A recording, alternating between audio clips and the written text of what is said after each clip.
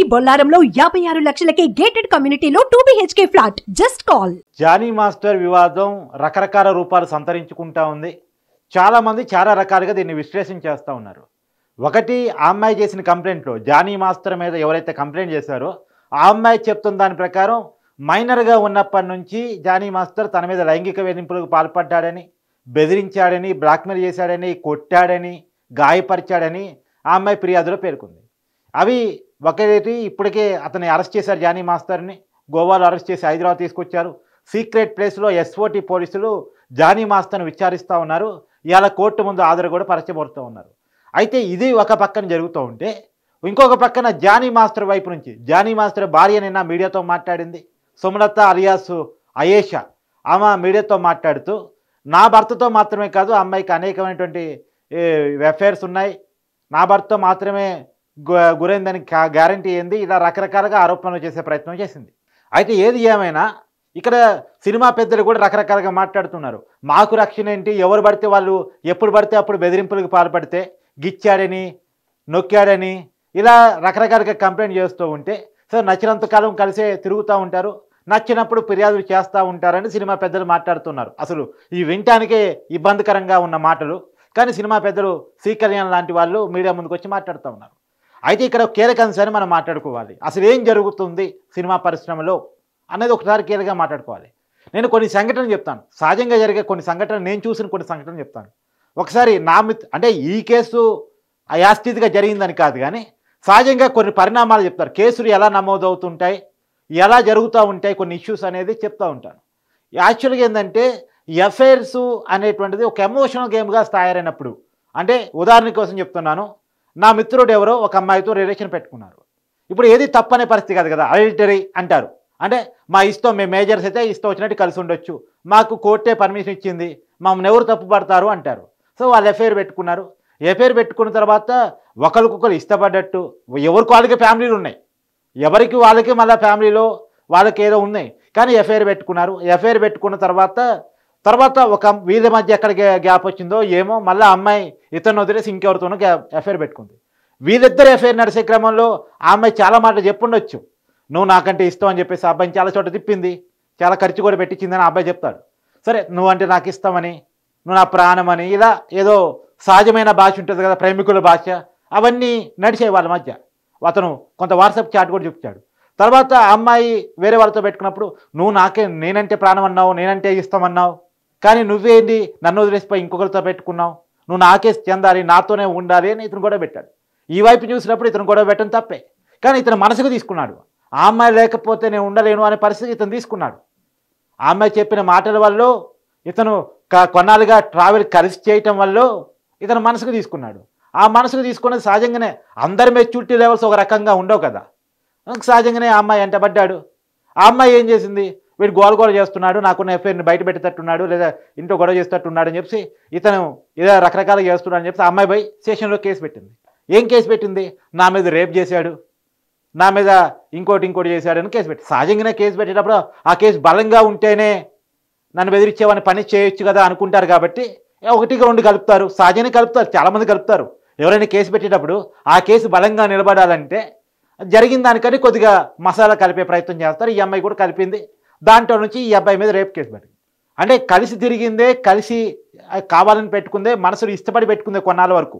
సరే, కొన్నాళ్ళ తర్వాత అమ్మాయికి ఎక్కడో ఇతను నచ్చలేదో లేదు, ఏం జరిగిందో తెలియదు, కానీ మొత్తానికి అంటే ఇద్దరు మనుషుల మధ్య పొద్దాకి మనం తొంగి చూడలేం కదా వాళ్ళ వ్యక్తిగత జీవితంలో ఏం జరిగిందో, కానీ మొత్తానికి గ్యాప్ వచ్చింది.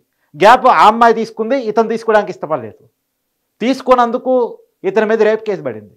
ఇక్కడ ఖచ్చితంగా ఈ అబ్బాయి ఆ అమ్మాయిని నువ్వు నాతోనే ఉండాలని ఖచ్చితంగా అడగటం, గట్టిగా చేయటం తప్పే. అదే క్రమంలో కలిసి తిరిగిన దాన్ని అత్యాచారంగా మార్చడం కూడా ఓ రకంగా ఎలా చూడాలన్నది ఈ సమాజానికి వదిలేయాలి. అంటే ఇవన్నీ ఎలా జరుగుతుంటాయి అంటే, రిలేషన్స్ దారి మరినప్పుడు, ఆలోచనలు దారి మరినప్పుడు జరుగుతూ ఉంటాయి. మరి ఆలోచనలు దారి మరటానికి, రిలేషన్స్ దారి మరటానికి ఒకళ్ళే కారణమా, ఇద్దరు కారణమా, ఇది చర్చ జరగాలి. ఇంకో విషయం కూడా చెప్తా. ఇప్పుడు ఈ మధ్యకాలంలో కీలకమైన కేసు, ఇదంతే చిన్నవాళ్ళు, వాళ్ళ మెచ్యూరిటీ లెవెల్స్ చాలా కొద్దిగా అనుకున్నాం. ఎమ్మెల్సీ దువ్వాడ శ్రీనివాస్, అతను వైసీపీ పార్టీకి సంబంధించినటువంటి ఎమ్మెల్సీ, ఇంకా ఆ పదవిలో ఉన్నాడు. అంటే రాజకీయంగా చాలా మెచ్యూరిటీ లెవెల్స్ ఉన్నాడు, ఆ స్థాయికి పోయాడు అంటే, ప్రజాప్రతినిధి అంటే.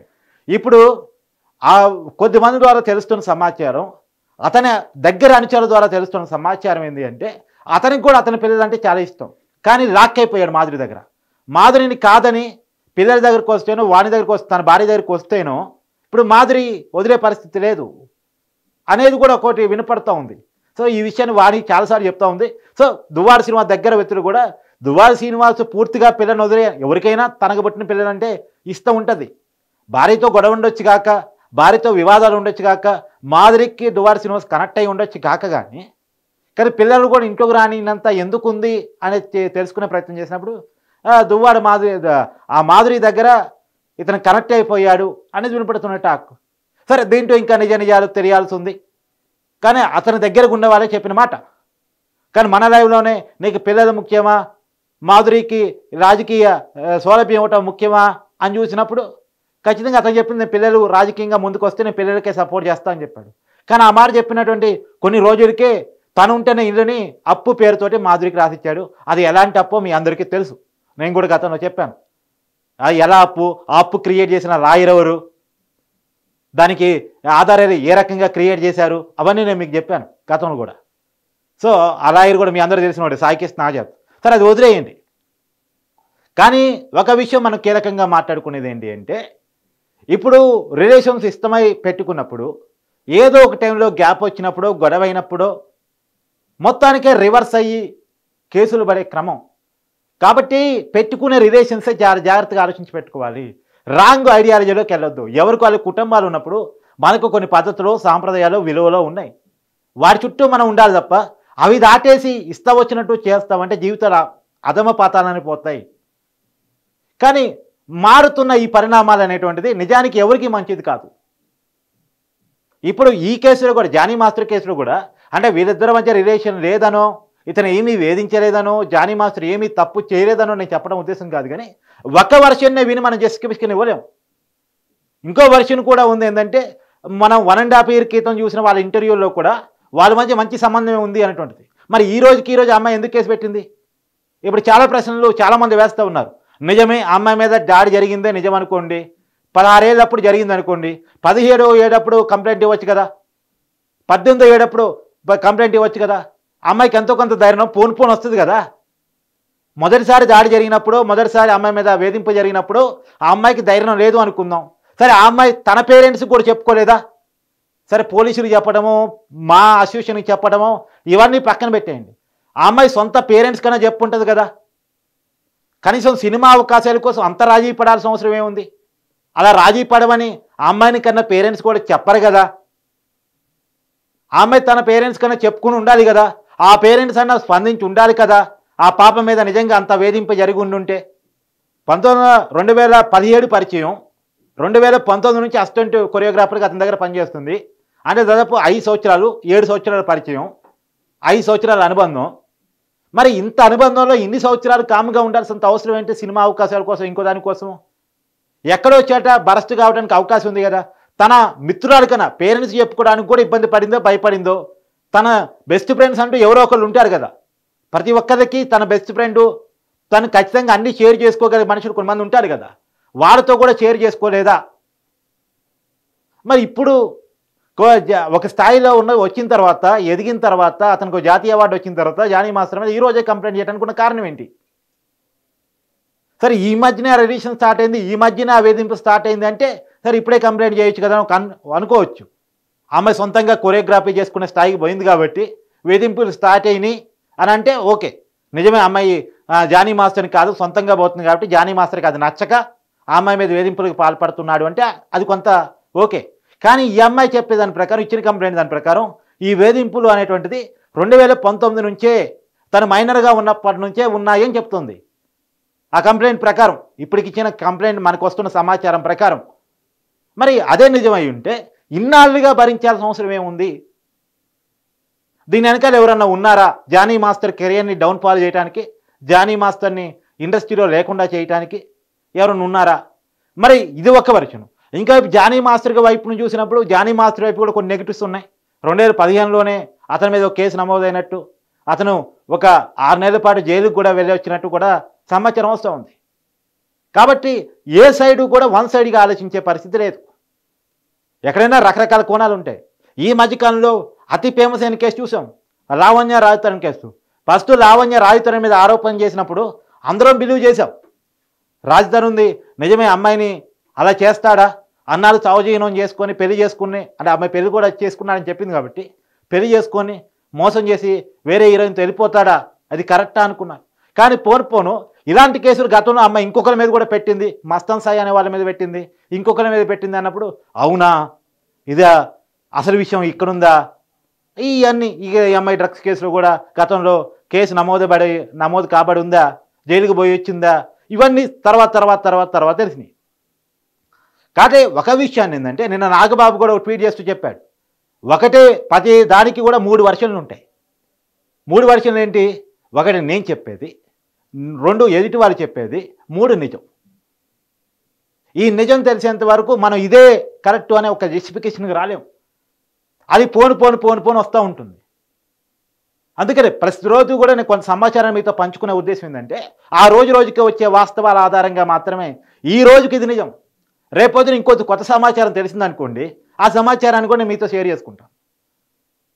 కాబట్టి ఏదైనా మనం ఒకటి అనుకోవాల్సింది ఏంటంటే మారుతున్న రిలేషన్స్ చాలామందిని ఇబ్బందుల్లో పెడుతున్నాయి. అది లావణ్య రాజతరుణ్ కేసులో కూడా మారినటువంటి రిలేషన్స్, అడల్టరీ అనే పదజాలంతో పెట్టుకునే రిలేషన్స్ వాళ్ళ జీవితాన్ని రోడ్డు మీదకి లాగే, ఇప్పుడు జానీ మాస్టర్ని తను పెట్టుకునేటువంటి రిలేషన్స్ తనని రోడ్డు మీదకి లాగి తన జీవితాన్ని కొలాప్స్ చేశాయి. అది దువ్వాడ శ్రీనివాస్ విషయంలో కుటుంబాన్ని దూరం చేసి పడేశాయి. కాబట్టి రిలేషన్స్ అనే కాడ చాలా జాగ్రత్తగా ఉండకపోతే, పర్మిషన్ ఉంది కదా, చట్టబద్ధత ఉంది కదా, మేజర్ కదా, నా ఇష్టం కదా, ఎవరితో పడితే వాడితో తిరగొచ్చు కదా అనుకుంటే జీవితాలు కుటుంబాలు ఆగమాగమై రోడ్డు మీద పడతాయి. అర్థం పర్థం లేని చేష్టలు ఎప్పటికైనా మన్ని కొంగదీస్తాయి. అందుకే పెద్దవాళ్ళు కొన్ని కట్టుబాట్లో గీతలో పెట్టారు. రెండోది, రిలేషన్స్ పెట్టుకునే వాళ్ళు కూడా వారికి క్లారిటీ ఉండాలి. ఆ రిలేషన్ ఎంతవరకు అని క్లారిటీ ఉండాలి. దాని చుట్టూ అవకాశాలు, అవసరాలు, ప్రేమను నటించటాలో, మనసులో తీసుకోవటాలో ఉంటే అవి ఎప్పటికైనా మనిషిని ఇబ్బంది పెట్టాయే. అది ఈ జానీ మాస్టర్ ఇష్యూ అయినా, లావణ్య రాజతరుణ్ ఇష్యూ అయినా, దువ్వాడ శ్రీనివాస్ ఇష్యూ అయినా, ఈ మధ్య ఈ 3 బయటకు వచ్చినాయి కాబట్టి, సోషల్ మీడియాలో అలచడి చేసినాయి కాబట్టి ఈ 3 ఉదాహరణ చెప్తున్నా. ఇలాంటి ఇన్సిడెంట్ అనేకం, ఇలాంటివి అనేకం మా దగ్గర కూడా చాలా వస్తూ ఉంటాయి. అన్నీ చెప్పలేం, కానీ చాలా దారుణమైనటువంటి కొన్ని ఉంటుంటాయి.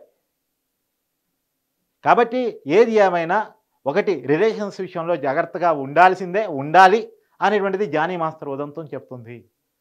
చిన్న వ్యక్తిగా పాపం అతను లారీ డ్రైవరు స్థాయి కొద్దీ పెరుగుతూ వచ్చాడు. కానీ అమ్మాయిల విషయంలో అతను తీసుకున్నటువంటి స్టాండు, పర్టికులర్గా ఈ అమ్మాయి విషయంలో తీసుకున్నటువంటి స్టాండు అతన్ని లైఫ్ కొలాప్స్ చేసింది. ఒక తెలుగువాడు జాతీయ అవార్డు అందుకునే స్థాయికి పోయాడంటే మనందరికీ హ్యాపీ కదా. పెద్ద హీరోలకి, స్టార్ హీరోలకి కొరియోగ్రఫీ చేసే స్థాయికి పోయాడు ఒక చిన్న వ్యక్తి అంటే అది మనం అప్రిషియేట్ చేయాలి కదా. కానీ ఇవాళ ఒక ఇష్యూలో లైఫ్ మొత్తం కొలాప్స్ అయ్యి జైలు పాలయ్యి, రేపు మాకు కూడా ఇతన్ని మళ్ళీ తిరిగి తీసుకుంటుందని నమ్మకం లేదు. ఇతను మేబీ జైలు నుంచి బయటకు వచ్చిన తర్వాత కూడా ప్రైవేట్ షోలు చేసుకోవడం ఇంకోటో చూడాల్సిన పరిస్థితి ఉంటుంది. అతని లైఫ్ ఎలా ముందుకెళ్తుంది అన్నది కూడా పెద్ద డౌట్, క్వశ్చన్ మార్క్గా ఉంటుంది. కాబట్టి ఏదైనా సరే మనం మెయింటైన్ చేసే రిలేషన్స్ మన జీవితాన్ని, మన కుటుంబ జీవితాన్ని ప్రభావితం చేస్తాయి అనే ఒక విషయాన్ని మాత్రం మనం గుర్తుపెట్టుకోవాలి.